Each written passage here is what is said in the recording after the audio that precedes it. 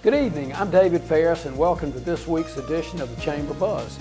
Tonight our special guests are Roger Taylor, who's one of our longtime sponsors, who's current chairman of the Chamber, along with Teresa Pinto, who is our CEO.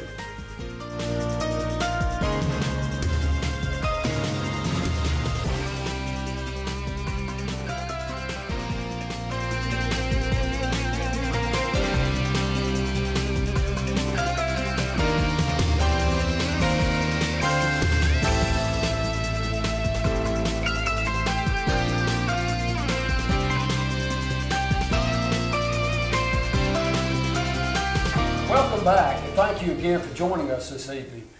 Roger, Teresa, let's talk about the first half, kind of a mid-year halftime report on all the activities and goals that the Chamber has this year under both of your leaderships.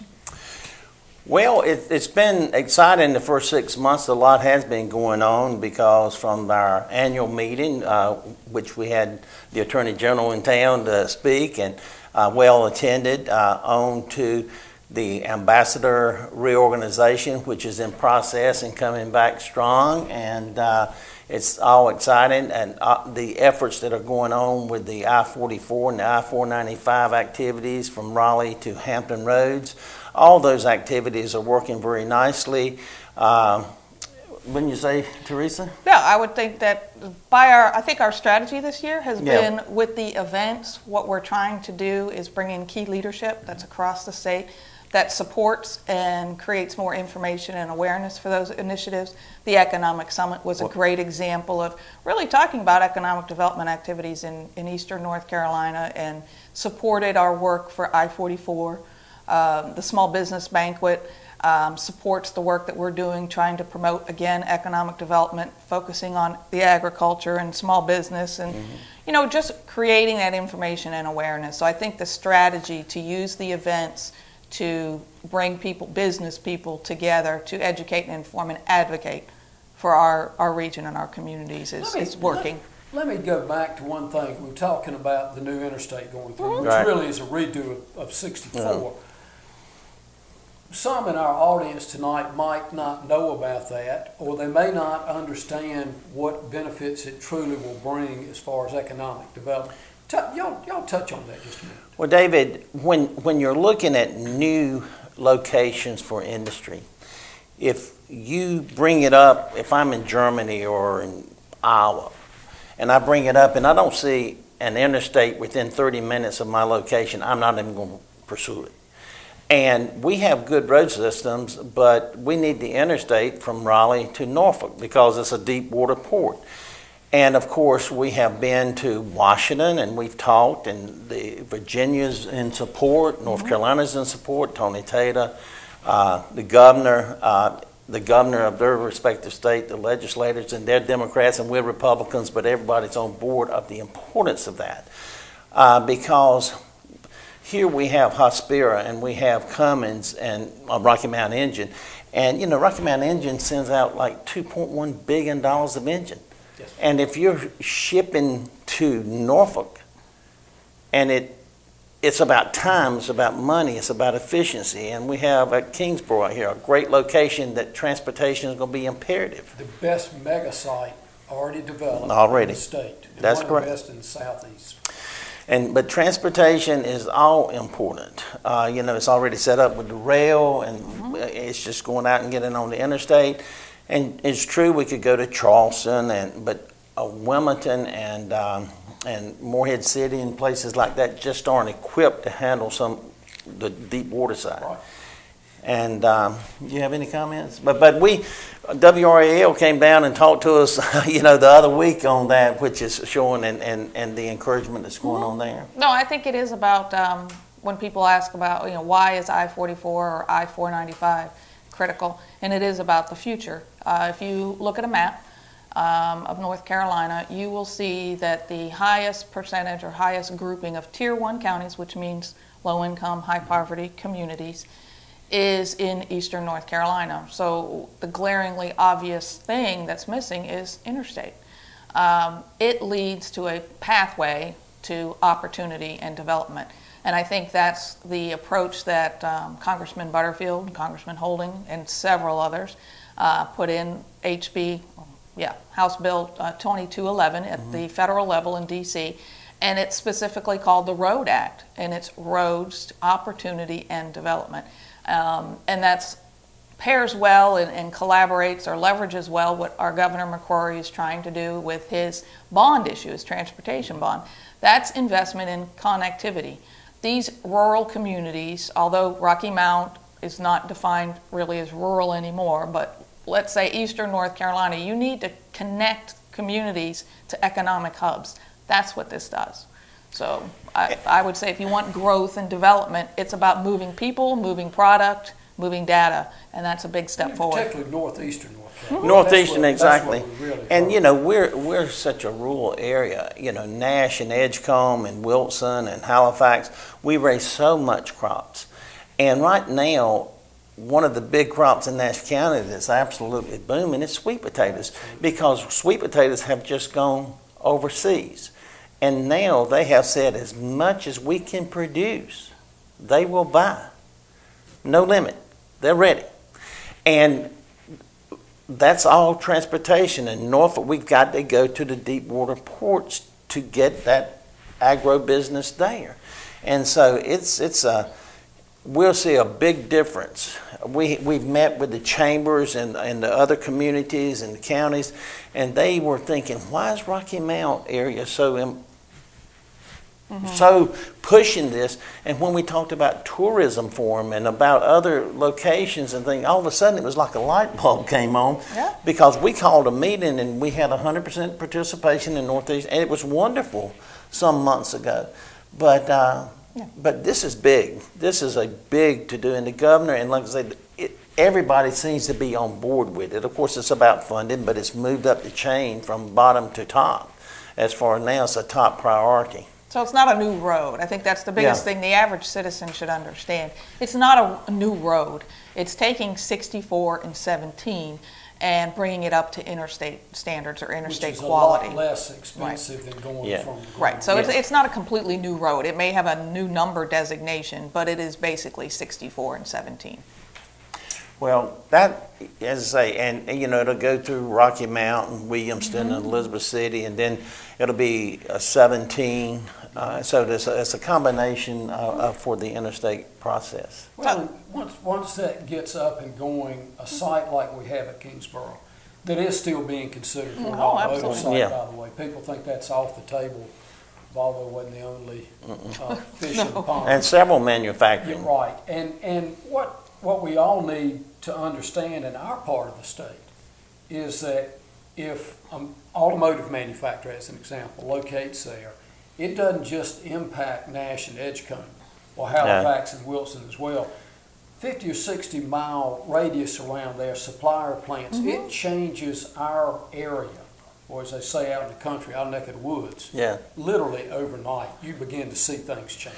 Well, new vendors, new businesses, new locations, and that's employment, that's taxes, that's all the things that would make us, and we would be indeed the crossroads with these interstates, and we would promote it and use it for the good of the whole. And this is why we're pushing so much as the chamber, as a regional chamber, because the Rocky Mount area has a lot to offer. Rocky Mount is the name that everybody looks at, but it's the area. We're all part of it. We have to jump in and be a part of it. Well, you know, Roger, you have been part of an important part of our community for a long, long time. You've seen some of the best times and some of the more challenging times. What I'm hearing you say is this is breakthrough. This puts us back where we were and beyond that. Well, absolutely, and as we go forward with the visioning process and everything with the chamber, it's going to be imperative that people listen and see what we have. So many people don't realize it. I feel like an inside trader in that, and active in a good way. In a good way, but as I say, so active in so many things. The things that I see and hear are amazing. and we aren't getting the publicity on it like we should. But this is just one part of the whole. And but if we can get this, it's just going to make so many other things better. Employment, quality of life, and it's a real game changer. Game changer. When we come back, we're going to take a quick break. When we come back, we're going to talk about the second half of the year under your leadership and Teresa's, and clue our audience in on what we can look forward to. All right. We'll be right back after these messages.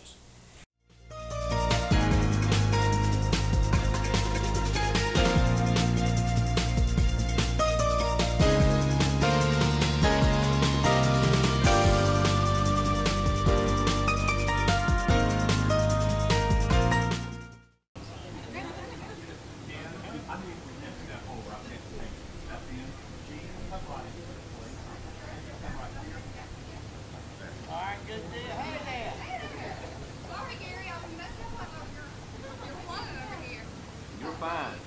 3, 2, 1. And will it come? And fine. Good afternoon, everyone, and we're so pleased that you're all here today for this ribbon cutting for Miracle Ear here at West Ridge Shopping Center. And we have a certificate. I guess we need to use this too. I have a certificate here from the City of Rocky Mount on behalf of the mayor, who happens to be out of town today and could not be here. So I'm W.B. Bullock from the City Council and representing the mayor and the City Council. And we want to present you with this certificate on the occasion of the ribbon cutting, and with our sincere best wishes, and hope you all have tremendous success in your business here in this area. This is a great location. As you can look out and see the vehicles in the parking lot. There's lots of business out here, and we know it's going to be good for all of you. So on behalf of the city, thank you for being here and for this occasion. Well, thank you so much. Thank you very much. And we'll turn it over to... Okay, thank you. Thank you. My name is Allie Bell, and I am the hearing specialist here at Miracle Ear. At Miracle Ear, we strive to provide the community with information about hearing health and the benefits of hearing aids for people who have hearing loss. Thank you. Okay. Here we've been a member of the community for about 5 years, in this location for about 3. I myself like to take part in things like health fairs and things like that. This is Marie. She is the patient care coordinator. Would you like to talk? Okay. All right. I would like to thank the chamber and everyone for coming out today. We really appreciate you coming to support and help us with our center. Thank you so much. This is Pete McKenna. He is the regional manager for the Eastern Territory for Miracle Ear. Thank you. Thank you. Put that back to you. I'm Roger Taylor, chair of the Rocky Mount Area Chamber of Commerce, and I'm pleased to see ambassadors who represent the chamber, and we certainly respect and appreciate your participation in the community. We're a city made up of predominantly small businesses, and we thank you for that and all that we can do to support, because the demographics said there are a lot of people that can't hear as well now as they once did. So again, on behalf of the Rocky Mount Area Chamber of Commerce, I congratulate you and thank you also. Thank you.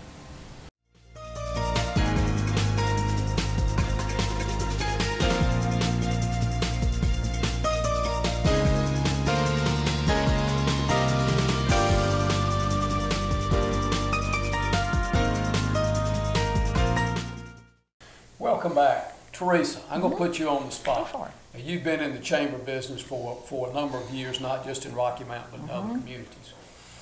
I don't know that you've had the pleasure of working with somebody like Roger, who runs a successful business, has been involved in the community, but he also understands the community and is willing to do whatever it takes. What is the strategy in your world for the second half of your term as chairman of the chamber? Well, what I feel good about is the diverse group that we have on the executive board and on the board. We have all segments of our economy in it, from agribusiness to the legal to the banking to the the what? Education. Yeah, education, and and that's good for discussion. But one of the most exciting thing that we've had in a while, and it's been a couple-year process, is Don Williams and Dorsey Tobias and Teresa and others have put together what's going to be, which is launching now, about a positive imaging of our areas. And the details and the little clip, it's 15 seconds. It's amazing at what goes on. And if we can get that out, and if people will look at it, they will say, wow, I didn't know that.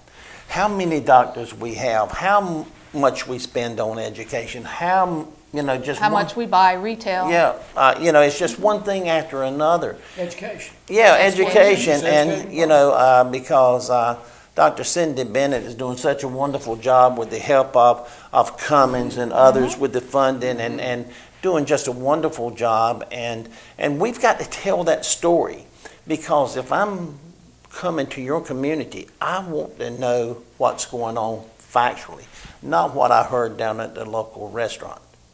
You understand? Oh, absolutely. And so give me the facts. But they have done a wonderful job, and we're excited, teeing it off, and a lot going on with that. But the chamber has to be supported by its members, and we're a group of many, many small businesses. And we have a tier membership that allows businesses to be a part of it. And we're so appreciative of our partners and what they have, the larger investments in the chamber. But the visioning thing is something that's going on for years. And the community stepped up. We didn't get into the political side. We raised over $100,000 from small businesses for the first leg of it. We didn't go to any political entity and ask for it. If they want to support it, fine. And that's saying a lot from the business community. Mm-hmm. Especially in our economic environment that we occupy in. You have been such a key part in a lot of endeavors in our area, starting from your days at Wesleyan. Yeah. And as you know from then, one person can't do it, two people. It's got to be a team. And it certainly sounds and looks like y'all have done an amazing job of putting the right people in the right place at the right time. Well, I'm excited because when I got involved with the hospital and the fundraising, we put together a wide range, diverse team. And if we have everybody that thinks and feels like I do, you aren't going to be successful. You've got to have dissenting opinions. You've got to have people that are willing to roll up the sleeves and go to work. And we right now, I feel so good about that. I feel so good because Marty Neely has stepped forward and set a 5-year strategy for the chamber, and it's a rolling, and we're getting small groups to push that, and it can be from the educational or the visioning side, and there's excitement about it, because if I don't feel good about Rocky Mount, I can't portray it to somebody else, and I see that as being so important that you got to be positive, but the leadership has over the years has continued to build, and I just took from what I saw, and we have put it together. But there's a lot of excitement right now in Rocky Mount. What are your two main objectives for the next 6 months? Well, I want to make sure we extend the right hand of fellowship to all of our local businesses, because they need to be members. I think that's important. But I think the promotion, and I think the chamber buzz that we do, telling the good things that are going on Rocky Mount, because we have to tell it. They have to visualize it. And I think the Chamber Buzz program has done a lot to bring that information. I want to stop you right there. For those of you who are just joining us for the first time, since the inception of the Chamber Buzz, Roger and his group here have been the key sponsor, and they really are the reason we have been able to come in your homes every week. And Roger, we all thank you as a community. Well, you're kind. I just think when I was getting involved, it's amazing the people that don't understand the importance of the chamber. And I said, well, education is good. So those are the things. I just want the community to feel good about itself. I want to go out and see on the street, and we talking about the good things that happen downtown or out in the south end of the county or in Edgecombe County. The community, what's going on in Tarboro, what's going on in Middlesex. And that's where we get back to the team. We've all got to feel that we're part of this region and be proud of it. I agree. Teresa? For me, Thoughts? the last 6 months of this year will be really focusing on finalizing and going into the last few stages of the transition of the organization. We just brought on our marketing and events coordinator, local. She's a Nash Community College graduate. Formerly trained got her degree in graphic design and marketing. So I think she's younger. She's the next generation. So I think she'll bring that fresh perspective and different eyes for us. I think we'll continue to cement in place some strategies for us to take membership and events and the main sources of revenue. We have to be financially stable if we are going to continue or even think about doing some of the initiatives we're going to do. So this is that 6 months to really put in place those foundations so that we can do the work that we need to do for the community. And I think it's going to be continuing to demand for good leadership for this region. And leadership that's accountable, leadership that has a vision, and leadership that collaborates. And how we do that is, with people like Roger, going out and talking to people who have a leadership role, whether it's in the faith community, the education community, the business community. The big strategies, the big things that are to come in this region will only come by good quality leadership. And I think Roger has some thoughts about developing that in the next generation. Well, it's about planning, but Rocky Mount Area Chamber is we're way ahead of the chambers across the country in our digital and the way we're handling things. We're more contemporary, we're more up to date on what we're doing, and Teresa, attribute that to her and her team. We have been a little short-handed, but now we're putting it together, but everybody has stepped up and helped, and the volunteers have worked, and because, we're a volunteer organization. It's exciting. I stay excited about life. I stay excited about life and about... You're always positive. Well, but if we can get a community like that, we will all be winners. We will all be winners. And there's people out there that they think they can take stuff with them. They can't. They need to enjoy it and put it back. But what makes me feel good again about the visioning is we opened it up to local businesses and raised $110,000 in a matter of weeks. From businesses and citizens. Yeah, and that's right. There were a number of individual citizens. Because we were asking, and Dorsey did such a wonderful job because she was hands-on. You understand? She rolled up her sleeves. She was hands-on.